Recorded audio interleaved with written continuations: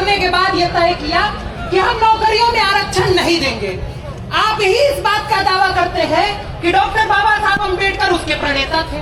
तो जिस डॉक्टर बाबा साहब अम्बेडकर ने खुद ही उस कंसेप्ट को नहीं माना, उसके बाद आप इस देश में व्यवस्था आरक्षण की कर देते हैं। फिर इसी देश का सुप्रीम कोर्ट 1951 में चंपकम दुराई राजन केस में कहता है आरक्षण समानता के मौलिक अधिकार का उल्लंघन है।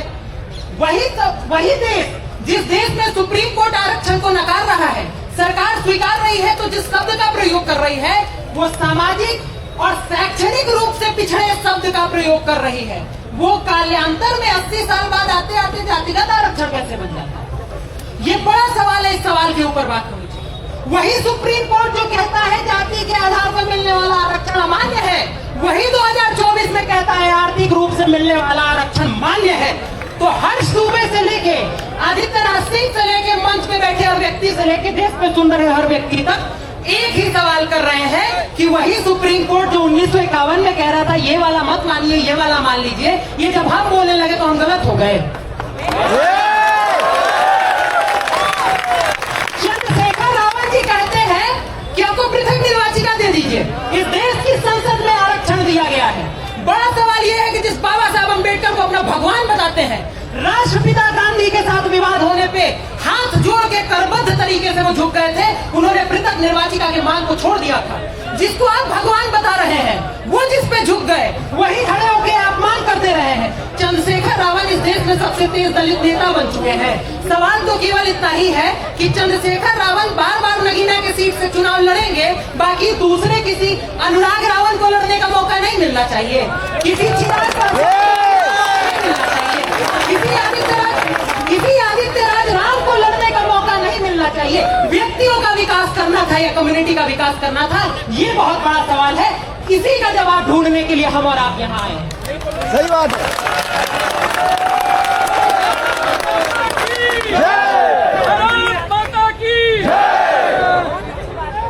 बात बहुत सिंपल है।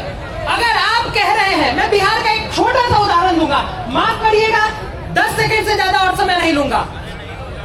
बिहार सरकार ने कहा कि बिहार में भूमिहीनों की संख्या बहुत ज्यादा हो गई है, हम जातिगत सर्वे कराएंगे और जिन जिन लोगों के पास भूमि नहीं होगी उन लोगों को भूमि दान कर देंगे।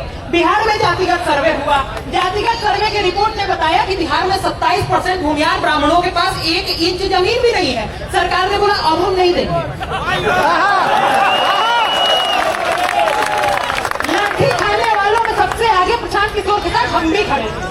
सवाल ये है कि गरीबी का उन्मूलन करना है, सही बात है। ऐतिहासिक रूप से पिछड़ों लोगों को राष्ट्रपति जितना आगे बैठा देना है, ये भी सही बात है। लेकिन जाति के आधार पर देख करके बैठाइएगा, आर्थिक आधार पर देख करके नहीं बैठाइएगा, ये कैसी बात होती है?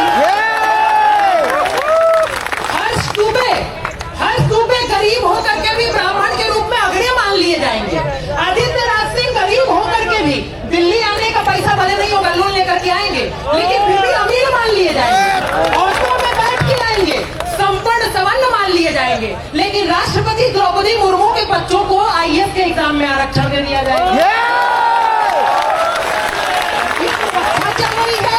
ये व्यवस्था चल रही है या मजाक चल रहा है?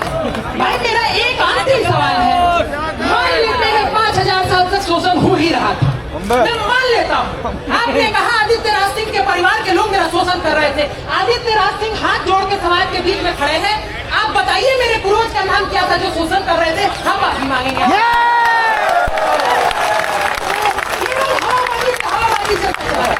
वो प्रधानमंत्री मोदी जो सामान्य वर्ग में जन्म लेते हैं, 1992 में जिसकी जाति को OBC में डाल दिया जाता है, संसद में खड़े होकर के कहते हैं मैं तो अति पिछड़े समाज से प्रधानमंत्री बनने के बाद भी अति पिछड़े समाज से आते हैं। और ऑस्ट्रेलिया का प्रधानमंत्री खड़े होकर के कह देता है prime minister is the boss. उसके बाद भी हम के साथ पूछना चाहते हैं, इतना सम्मानित होने के बाद आपको अति पिछड़ा खुद को बोलने का अधिकार दे कौन रहा है? सही बात है। आप एक व्यक्ति नहीं थे, आप हमारे प्रधानमंत्री थे। जब हमने आपको पिछड़ा नहीं माना तो आपने अपने आप को पिछड़ा कैसे मान लिया? सही बात है। इन सवालों में कोई बात ही नहीं कर रहा। इन सवालों में कोई बात ही नहीं कर रहा। हर दुबे ने कह दिया, आदित्यनाथ सिंह ने कह दिया कि भाई आर्थिक आधार पे आरक्षण दे दीजिए। कह रहे हमारा हक छीनना चाह रहे हो। मेरे भाई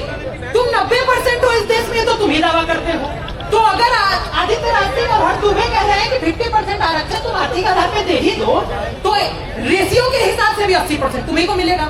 तो हमको मिल रहा है कि तुम्ही को ज्यादा मिलने वाला है। सही बात है। अभी तो IAS की नडाबी के परिवार वाले पूरा लेके चले जा रहे हैं, वो तुमको सही लगता है। ये इन सवालों पे कोई बात ही नहीं करना चाहता, लेकिन अभी मैं इतना बोल रहा हूँ, इसके बाद कहा जाएगा कि ये तो जातिवादी शोषण है, UGC का कानून कहता है। इसके ऊपर भी आवाज होनी चाहिए थी, पहुंचनी चाहिए। दिल्ली में बैठे हुए हैं हम लोग। सरकार कहती है किसी ने अपने माई का दूध नहीं पिया है। ये एनडीए की सरकार है। आरक्षण कोई हटवा के नहीं दे सकता, आरक्षण पे बात नहीं कर सकता। तो आदित्य राज सिंह अपने पूर्वजों के योगदान की सौगंध खा के कहते हैं 1 महीने पहले दूध मुंह बच्चों ने हलक में हाथ डाल के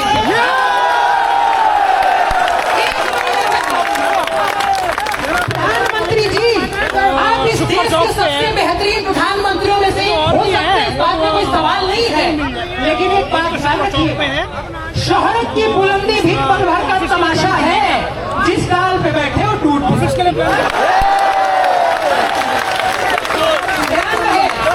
एक छोटी सी मांग को लेकर के हम लोग यहाँ आए हैं। हमारा देश है, आप कह रहे हैं 5000 साल तक तुम ही राजा हुआ करते थे। आपने कहा देश महत्वपूर्ण है, हमने कहा 550 रियासतें ले लो, लेकिन देश नहीं टूटना चाहिए। हमने कहा मेरे भाई, एक सीट जो तुमको आरक्षण में लोकसभा में मिल जाती है, वो छोड़ के किसी गरीब दलित को दे दो। तुम कहते हो नहीं, वो हम नहीं।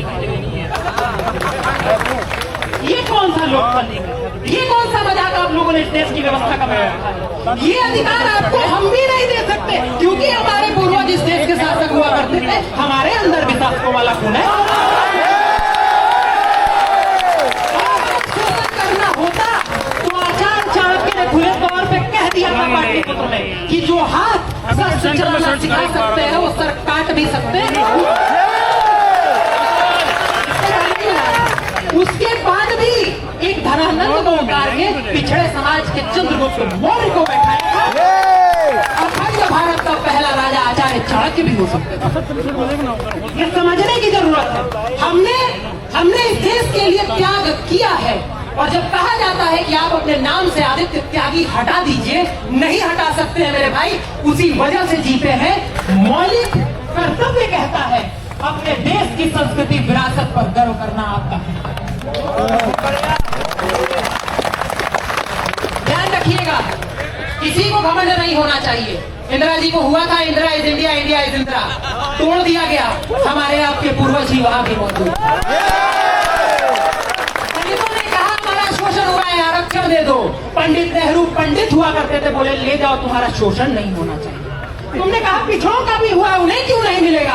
बीपी सिंह ने कहा क्यों नहीं मिलेगा, जाओ लेके चले जाओ, तुमको मिलना चाहिए।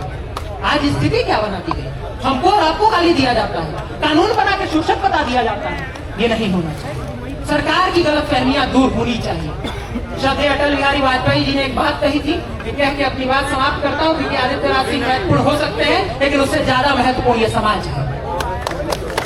श्रद्धेय अटल बिहारी वाजपेयी ने कभी कहा था कि कभी थे अकेले हुए आज इतने, नहीं तब डरे तो भला अब डरेंगे। कभी थे अकेले हुए आज इतने, नहीं तब डरे तो भला अब डरेंगे। विरोधों के सागर में चट्टान है हम, जो टकराएंगे मौत अपनी मजा।